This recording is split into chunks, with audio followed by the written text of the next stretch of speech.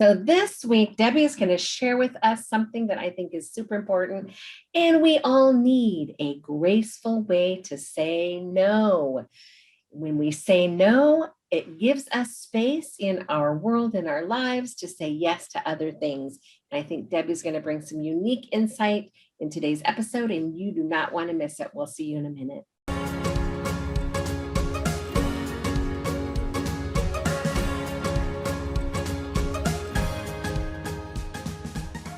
Welcome to the Heart and Mind of Business show. I can't wait to dive into this topic and have Debbie share some great stuff with us. But first, I want to ask you a question. Debbie, can you share your thoughts with us about aliens? I'm assuming that's because some people think that that's an alien behind me. Actually, that's exactly right. Yes, can you share that with us? Clara, I'd love to. Thank you so much for asking me that. That's really nice. But I'm sorry, I'm not going to be able to fulfill that request right at this moment. And I don't think I'm not going to be able to help you. So, but what I can do is maybe find somebody else who might be able to help for you to learn a little bit more about aliens. Would that help? Yes, that would be lovely. Thank you. So, this is interesting how gracefully you said no to me, right? And that is our topic today, a graceful way to say no. So talk with us about graceful ways that we can say no. Well, we hate letting people down, don't we? We do. And what it can do, it can make you feel guilty. Does it ever make you feel guilty? Yeah. You can feel bad about it. Yeah, and guilt, that always leads to self-punishment. We always beat ourselves up when we feel guilty. So we tend to then, if we're not careful, people please. We go into that, I don't really want to do it, but yes, okay, I'll do it. Have you ever done that? Yes, especially if there's begging and pleading. Oh, please. Yeah. Yes, I have done that. Yeah, and sometimes it's really important just to have that boundary where we are being true to ourselves and saying really what we want. So for me, the first thing is always being honest with ourselves. Just give yourself a breath. Once somebody's asked you a question, give yourself a breath and just check in with yourself. Is it something I really want to do? Rather than the automatic pilot, which is to say yes or no or whatever it is. Yeah. So or sure. Yeah. Oh, sure. And then instead of sure, then turns into quite frankly, if you know. Yes, it can. Yes, you haven't given some thought to it. You could say, oh yeah, I could do that. But when it comes time to do it, you're thinking, why did I say yes to this? So sometimes you can start with saying, oh, thank you for asking me. I'll give that some thought. I just need to sort something out, or I need to, even if you're just stretching the point a little bit, just because you want to give yourself a bit of room just to come to your own conclusion of whether it's the right thing to do. Oh, I've just got some work to do over the weekend, but I'll come back to you on Monday. Or I just want to, so we're just giving ourselves some space. But then we can also go into the thank you so much for asking that. Thank you. I really appreciate you coming to me and asking me for your help. Because we all want to feel that that's kind of a nice start, isn't it? Sure. Yeah. Feel like thank you for thinking of me, really. Yeah. Right? Thank you for thinking of me. So we're doing this now. This is the first, we're doing this in an assertive way. We're not being wishy-washy. We're just stating, oh, really, really appreciate, thank you for thinking of me. I really appreciate your time. But on this occasion, I don't think I'm going to be able to fulfill your request, or I'm not going to be able to do this. Sometimes it's because you don't have the bandwidth, right? Yeah. And that's okay. Yeah. And that's okay. And sometimes you can just leave it with it. And what I would say is be careful with is to not, if you just want to say no, is to not get into tons of explanations. Don't go into the, oh, I'd love to, but I can't because I've got to do this, right. Because you're giving somebody else a load of fuel to come back and say, oh yeah, but you don't have to do that until Wednesday, or they're not that important. What I'm doing is more important. And you find yourself being wheeled in like you're on a end of a fishing line, and somebody's Right. reeling you in, as if to say, no, if I can get rid of all your objections, then you're Right. going to do it for me. Right.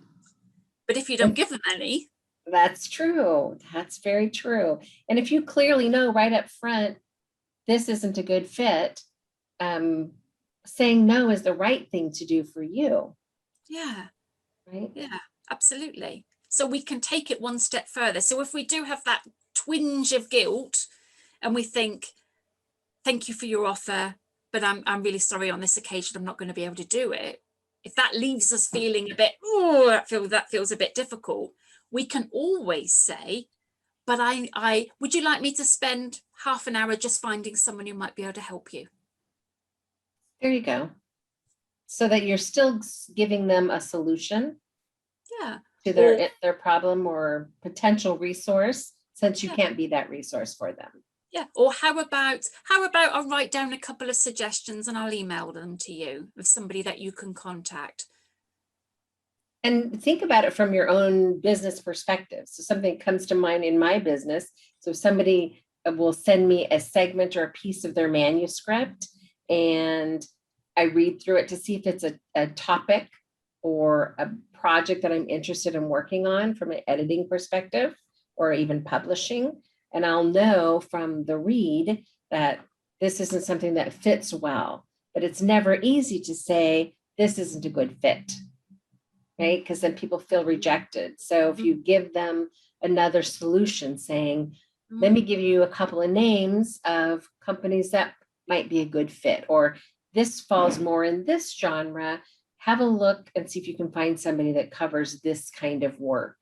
Yeah. Especially if you've had a nice conversation with someone, probably virtually for 30 minutes or whatever, you thought, oh, I like this person, or I connect with the idea behind their story. Yeah. So it can be difficult to say no without feeling badly about saying no. Yeah.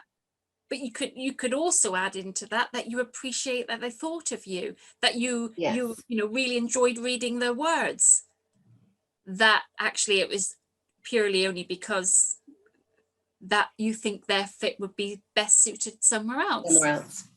So how you approach it, for sure. Yeah. So don't be afraid, stick to your guns. I would say the first one, check in with yourself. How do you really feel? Give yourself even a second, a moment, just to breathe. Check in with yourself. Does it feel good? Does the suggestion feel not so good? And then be honest. Be honest, but be heartfelt about your response. Kind. Thank you for thinking of me. Kind. That's a lovely word. Thank you for thinking of me.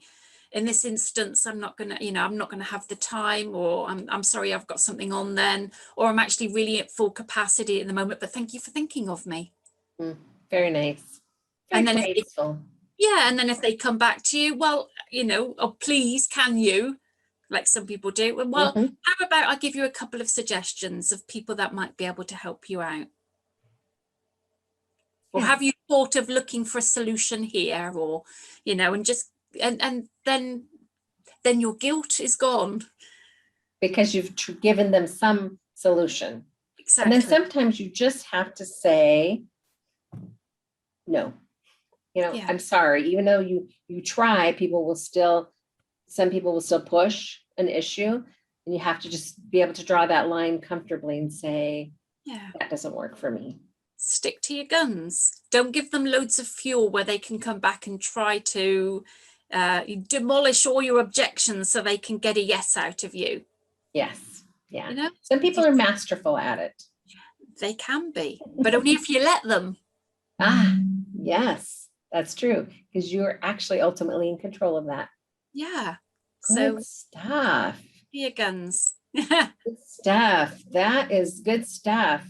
We all struggle with this. I know that we do, no matter how long you've been in business, and even sometimes in life, in our personal life. So finding ways to gracefully say no, so that you can open up space in your life for other things that you can say yes to, because all those things take your time.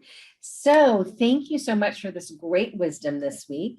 And if you're watching the show and you found some value here, and love what we have to say every week, be sure to like and subscribe. When you subscribe, it will show up on your watch page, so you don't have to come hunting looking for us.